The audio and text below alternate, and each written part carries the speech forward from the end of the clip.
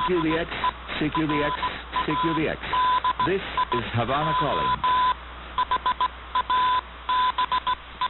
CQDX, CQDX, CQDX. This is Radio Havana calling all shortwave listeners and radio amateurs. Welcome to...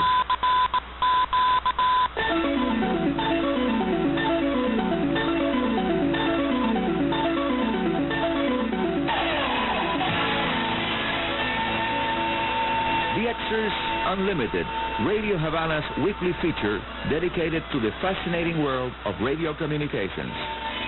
Hi, mis amigos all around the world. You are most welcome, as always, to the weekend edition of your favorite listener-oriented, technically-minded radio hobby program, coming to you once again directly from right next to my ham radio station, Charlie Oscar 2 Kilo Kilo 02KK, exactly as it happened many years ago on the 27th of October of 1998, when I was sending an advance warning to radio amateurs in the Caribbean and Central America as the huge Hurricane Mitch was approaching that area.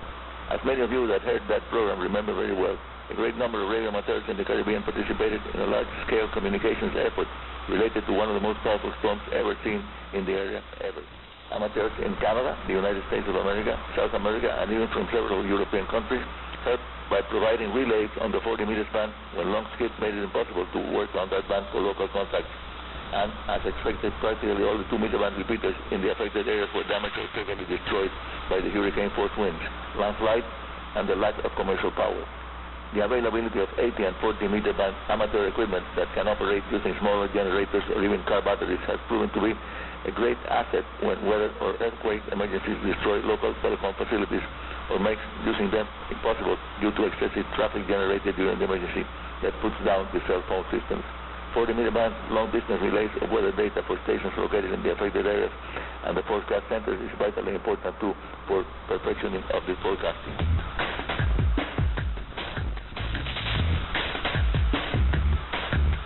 I am Arnie Coro, Radio Amateur 02KK, your friend here in Havana, Cuba, and host of this twice-weekly show devoted entirely, absolutely, to our wonderful hobby, yours and mine, radio.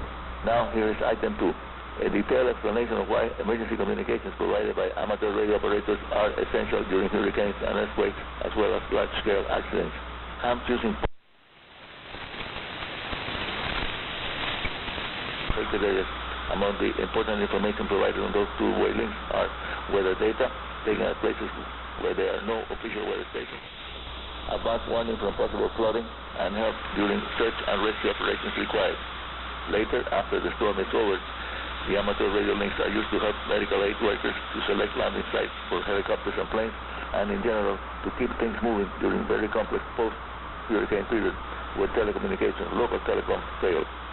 Among the most interesting aspects of the way hams provide emergency communications is how simple antenna systems, low-power radios, and good and very well-trained operators, and I insist on this, good and very well-trained operators, combine to keep communications flowing for full time during the emergency and afterwards.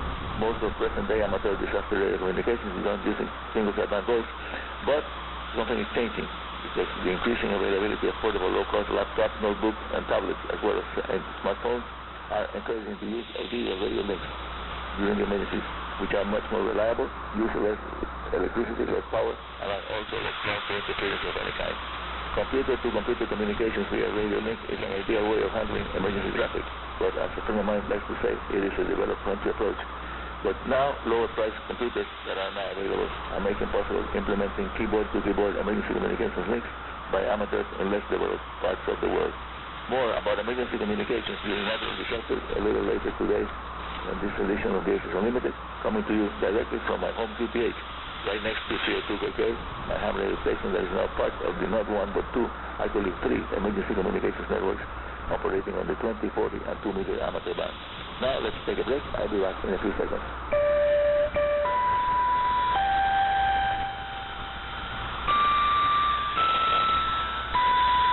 The amigos, you are listening to Radio Havana Cuba. The name of the show is DXers Unlimited, and the URL, the uniform resource locator, is www.radiohc.cu.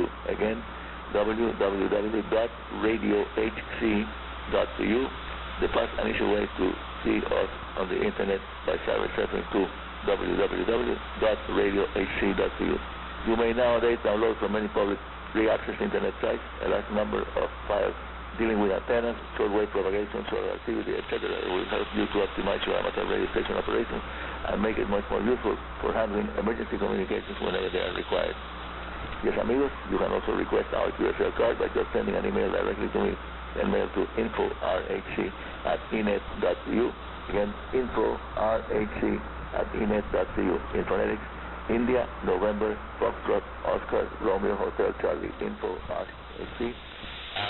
For at Enet, Echo, November, Echo, Tango. For .cu. Now, the next item. Each edition of the big worldwide ham radio contest like the CQ Worldwide Single Sideband or the WPX Prefix Contest help quite a few newcomers to the amateur radio to increase their total number of countries or DX entities as they are now known. Many Cuban radio amateurs, both old and new, participate in those challenging and interesting events, and some of them have achieved very good results recently.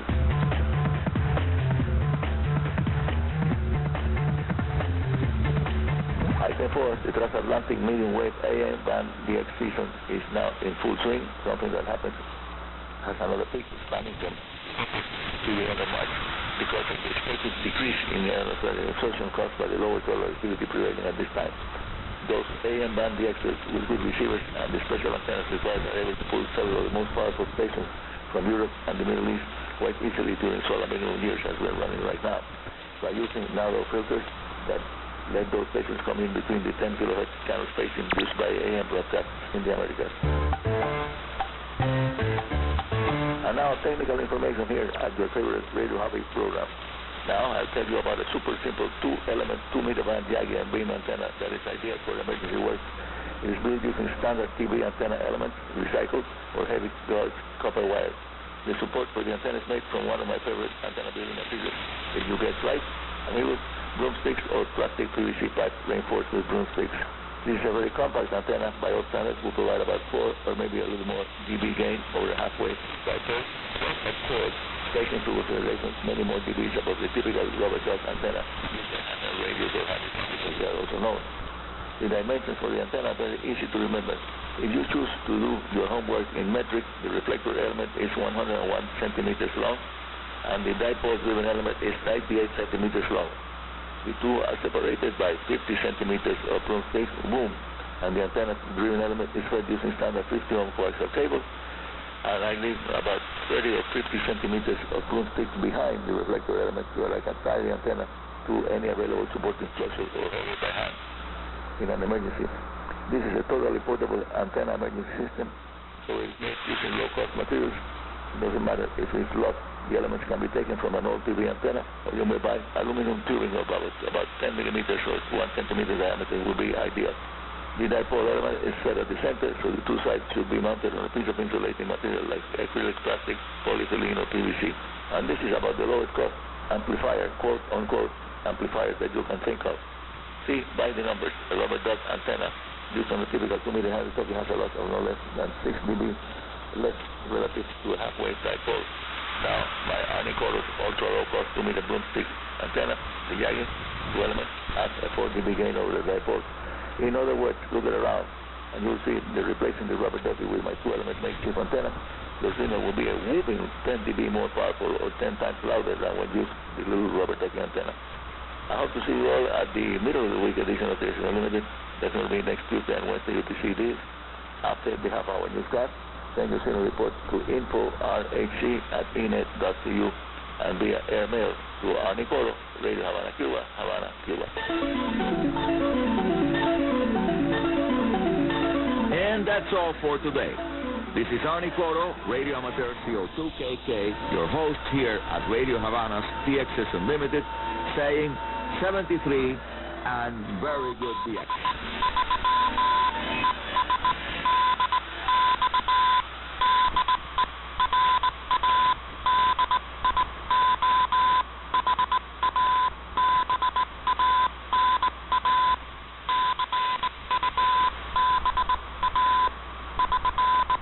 Thanks, Arnie.